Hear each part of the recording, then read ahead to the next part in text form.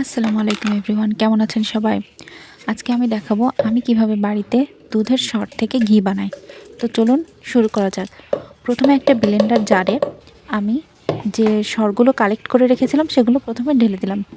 এবার ব্লেন্ডারটা আমি প্রথমে ১ মিনিট ফুল স্পিডে ১ মিনিট ধরে একে আমি ব্লেন্ড করব। এরপর প্রায় ১ কাপ পানি আমি ডিপ ফ্রিজে ঠান্ডা করতে রেখে দিয়েছিলাম। তো এই যে এই পানিগুলো ১ কাপ পানি আছে এখানে, ঠিক আছে? ১ কাপ পানি একটু, একটু করে ব্লেন্ডারে দিব এবং আমি একে ভালোভাবে ব্লেন্ড করব। অল্প, অল্প করে দিবেন, একবারে সব দিবেন না। আমি ২ থেকে ৩ বারে পানিগুলো এড করব এবং ব্লেন্ডারে ভালোভাবে ব্লেন্ড করে নিব। তো এই তো আমার ব্লেন্ড করা শেষ।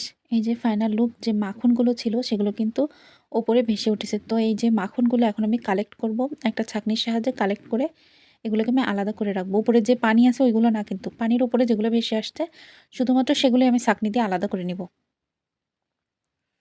তো এই যে আমি ছাঁকনি দিয়ে একটা কড়াইয়ে আস্তে, আস্তে করে আলাদা করে নিচ্ছি।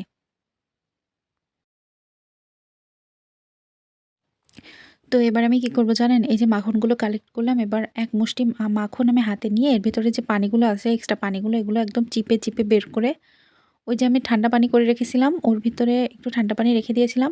তো এর ভিতরে দিয়ে ভালোভাবে মাখনটা ওর ভিতরে দিয়ে আস্তে, আস্তে পানি চিপে বের করে নেব, হ্যাঁ? মানে ঠান্ডা পানিতে দিলে মাখনটা একটু শক্ত হয়ে যাবে।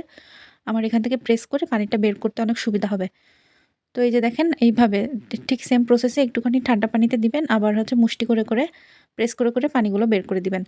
তারপরে যখন দেখবেন একটু শক্ত হয়ে যাবে, তারপরে একটা কোনো পলিথিন বা কোনো র্যাপারে, পলি র্যাপারে আপনারা এইটা হচ্ছে মাখনটা সেট করার জন্য ডিপ ফ্রিজে রেখে দেবেন। এভাবে মাখন সংরক্ষণ করতে পারেন। আমি এভাবেই সাধারণত মাখন সংরক্ষণ করি আর বাড়িতে বানাই। আপনার হাতটা একটু মেসি হবে, বাট নো প্রবলেম। এটুক তো কষ্ট করাই যায়, তাই না? আচ্ছা, তো চলেন এবার ঘি বানানোর প্রসেসটা শুরু করি। তো আমি যে মাখনগুলো ছেঁকে যে একটা কড়াইয়ে রেখে দিয়েছিলাম, ওখানে কিন্তু দেখেন একটু পানি বের হইছে। সেগুলো আমি একদম ছেঁকে পুরো, মানে একেবারে পানি যেন না থাকে, হ্যাঁ? সেরকম করে মাখনগুলো এবার আমি চুলায় দিয়ে দেবো। ঠিক আছে? সো মাখনগুলো চুলায় দিয়ে আপনি ততক্ষণ জাল করবেন যতক্ষণ না পর্যন্ত একদম, মানে মাখন এবং ঘি পুরা মানে আলাদা হয়ে যাচ্ছে এরকম। সো আমি এখন চুলায় দিয়ে দিলাম।